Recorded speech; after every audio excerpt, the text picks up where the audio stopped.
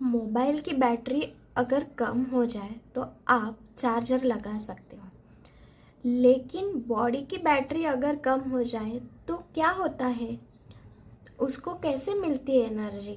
चलो जानते हैं आज के इस वीडियो में। Cellular respiration. हेलो गाइस, मैं हूँ सोनाली और मैं अपने यूट्यूब चैनल पे आपका स्वागत करती हूँ। अगर आपने पिछले वाले वीडियो जो हेरिडिटी एंड इवोल्यूशन टॉपिक के ऊपर थे वो नहीं देखे हैं तो जाके वो जल्दी से देख लीजिए और आज के टॉपिक में कंटिन्यू करिए।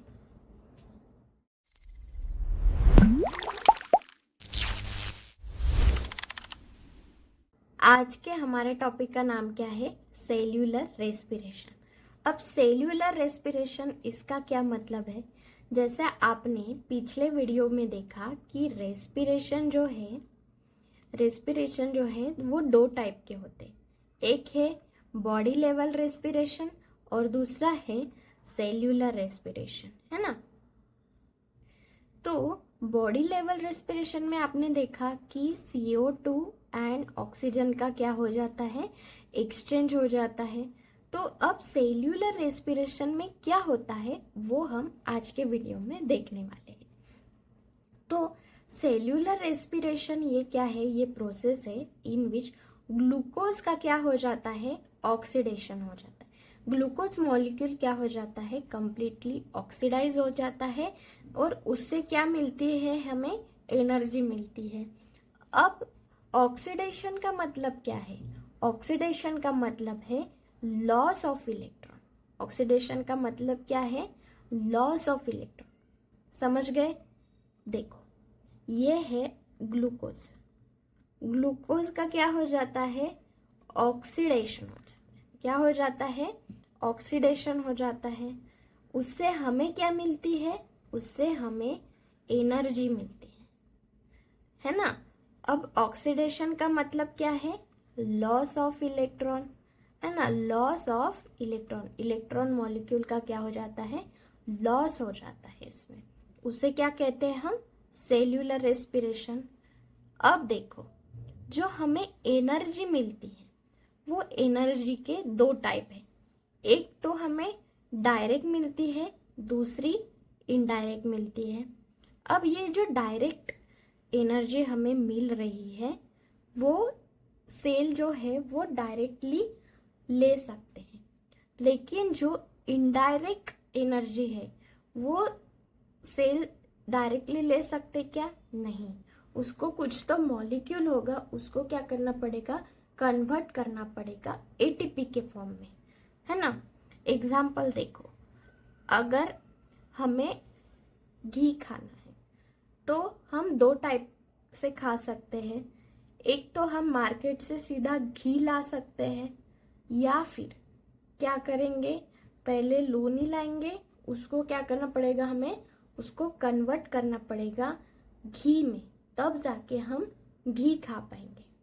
वैसे ही अगर सेल को एटीपी चाहिए तो वो एक तो डायरेक्ट ले सकता है या फिर वो इनडायरेक्ट भी बना सकता है। वो कैसे? अगर सेल के पास NADH2 है, FADH2 है, तो वो उसका कन्वर्ट क्या करेगा, ATP करेगा। तो NADH2 से हमें कितने ATP मिलते हैं? एक NADH2 मॉलिक्यूल से हमें 3 ATP मिलते हैं और FADH2 मॉलिक्यूल से हमें 2 ATP मिलते हैं। ये एग्जाम में पूछा जाता है कि एक NADH2 मॉलिक्यूल से हमें कितने ATP मिलते हैं, तो हमें 3 ATP मिलते हैं। और एक FADH2 मॉलिक्यूल से हमें कितने मिलते हैं ATP? 2 ATP मिलते हैं। इतना समझा? अभी देखो, अभी हम देखेंगे कि रेस्पिरेशन के कितने टाइप है ना। अभी रेस्पिरेशन के दो टाइप है। कौन कौन से? एक है एरोबिक रेस्पिरेशन, दूसरा है एनारोबिक रेस्पिरेशन। अब एरोबिक रेस्पिरेशन मतलब क्या? जो ऑक्सीजन के प्रेजेंट में होता है। एरोबिक रेस्पिरेशन मतलब क्या? जो ऑक्सीजन के प्रेजेंट में होता है। इससे हमें क्या मिलती है? लार्ज अमाउंट ऑफ एनर्जी मिलती है, इससे हमें बहुत सारी एनर्जी मिलती है। और इसके जो एंड प्रोडक्ट मिलते हैं, जो साइकिल हम देखने वाले आगे, उससे हमें बाय प्रोडक्ट भी मिलते हैं। तो वो कौन कौन से हैं? वो है carbon dioxide, water and ATP, है ना। अब ये क्या मिलते हैं, कैसे मिलते हैं, वो हम आगे देखते हैं। इतना समझा। एरोबिक रेस्पिरेशन मतलब ऑक्सीजन के प्रेजेंस में होने वाला, और उससे हमें कितनी एनर्जी मिलती है? बहुत सारी एनर्जी मिलती है। और एंड प्रोडक्ट क्या है? Carbon dioxide, water and ATP. अब हम देखेंगे कि एनारोबिक रेस्पिरेशन क्या है। तो एनारोबिक रेस्पिरेशन ये क्या है? ये अब्सेंस ऑफ ऑक्सीजन है, मतलब इसको ऑक्सीजन की जरूरत नहीं है, है ना। इस पर लेकिन इससे क्या होता है? इससे हमें कम एनर्जी मिलती है। ऑक्सीजन के बिना भी हमें एटीपी बना सकते हैं, एनर्जी बना सकते हैं, लेकिन उससे हमें बहुत ही कम एनर्जी मिलती है। लेकिन उससे जो एंड प्रोडक्ट कौन कौन से हैं? Alcohol, lactic acid and other organic acid. अब ये अल्कोहल में कौन सा अल्कोहल मिलता है, ये हम देखेंगे आगे, ठीक है। इतना समझा कि सेल्यूलर रेस्पिरेशन मतलब क्या?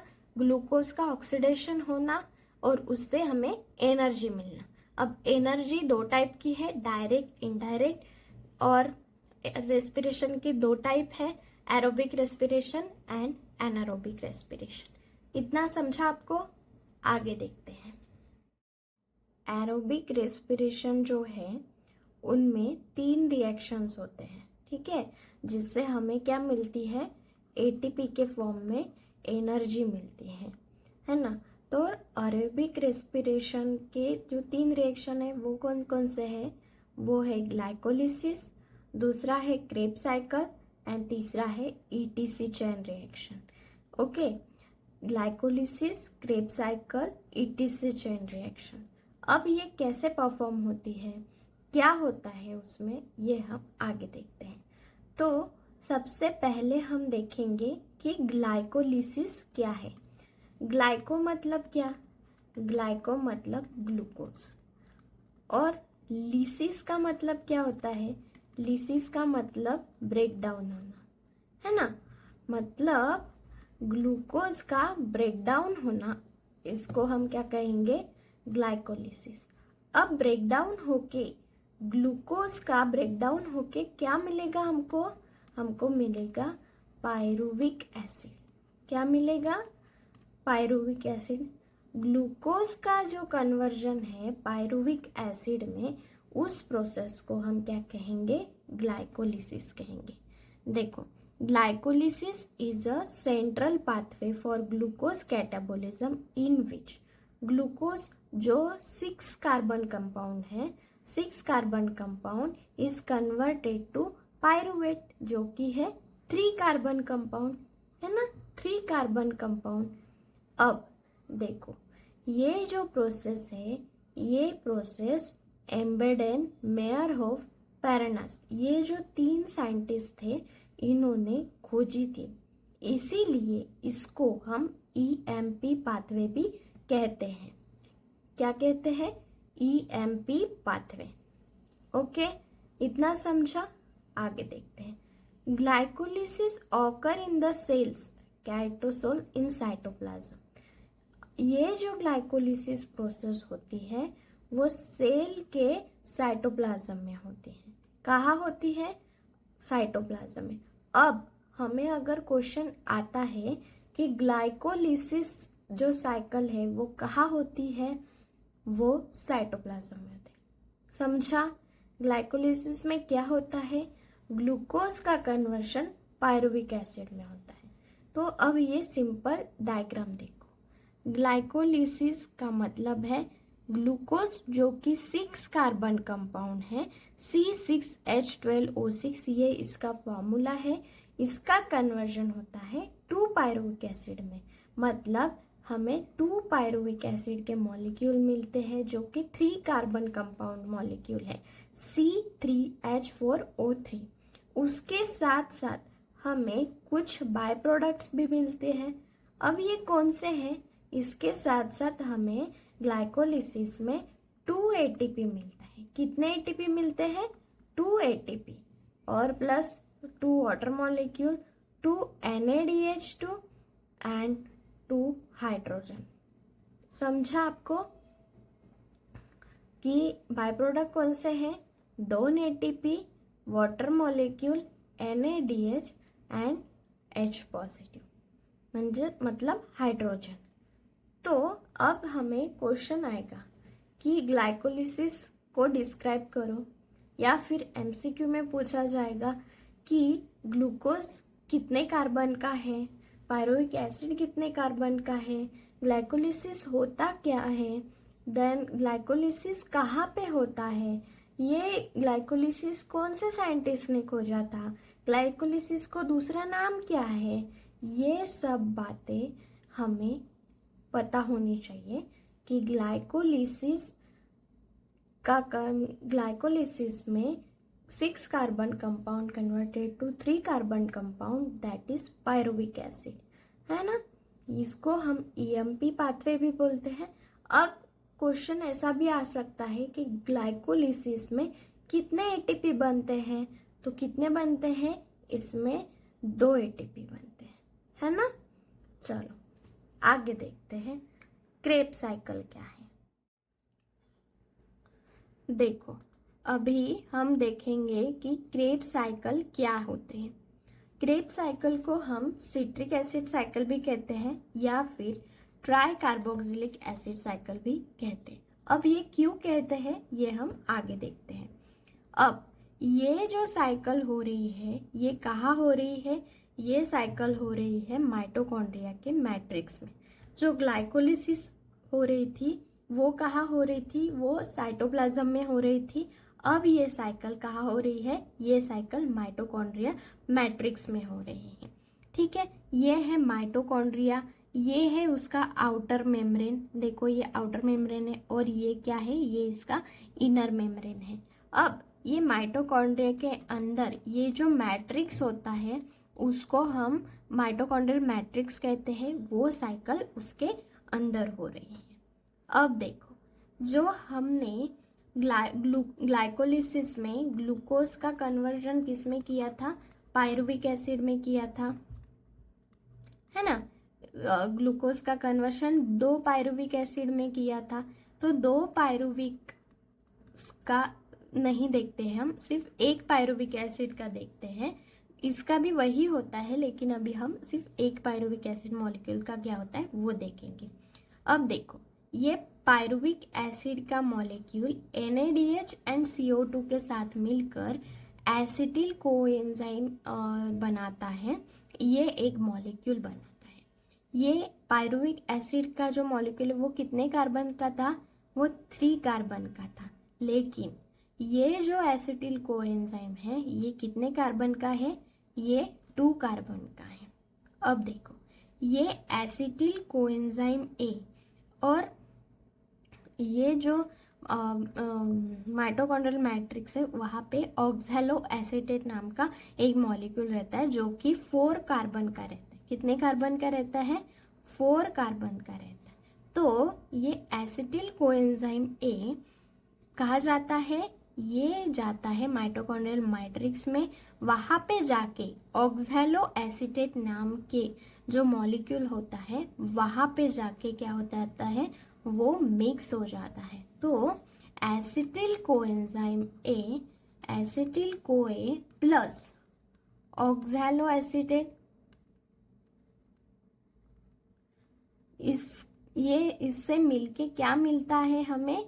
सिट्रिक एसिड मिलता है, जो कि ये क्रेब साइकिल का फर्स्ट प्रोडक्ट है।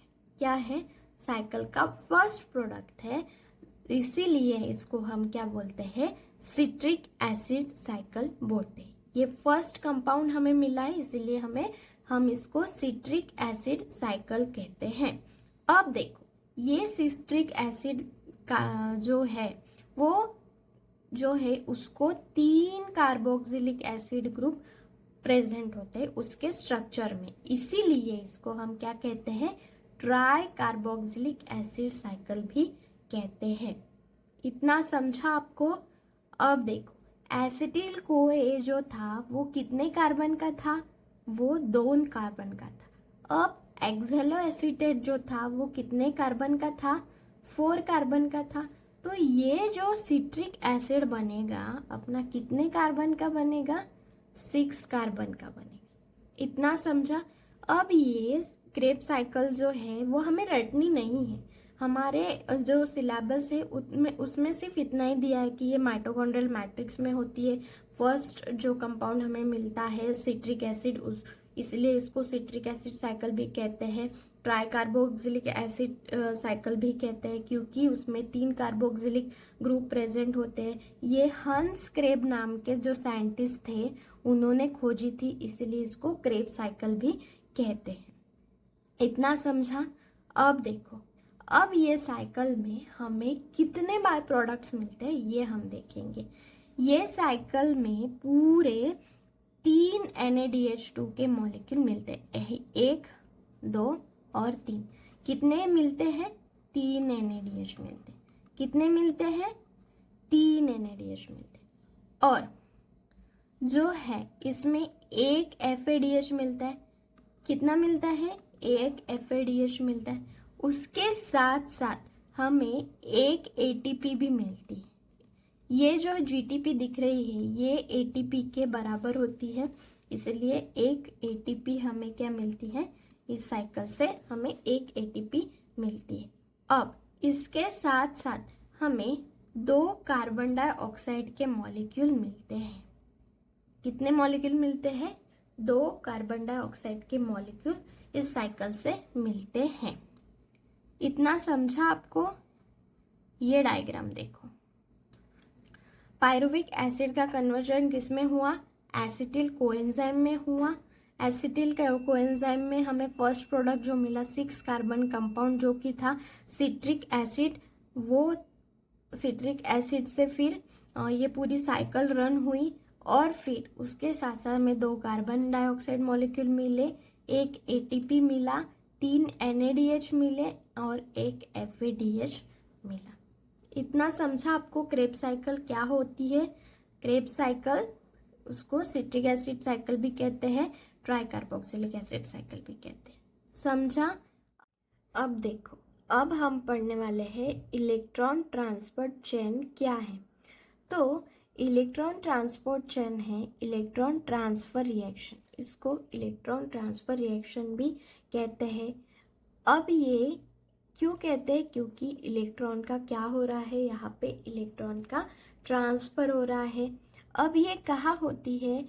ये होती है माइटोकॉन्ड्रिया के जो इनर मेम्ब्रेन होती है वहाँ पे ये रिएक्शन होती है। इनर मेम्ब्रेन है ना, इनर मेम्ब्रेन में होती है।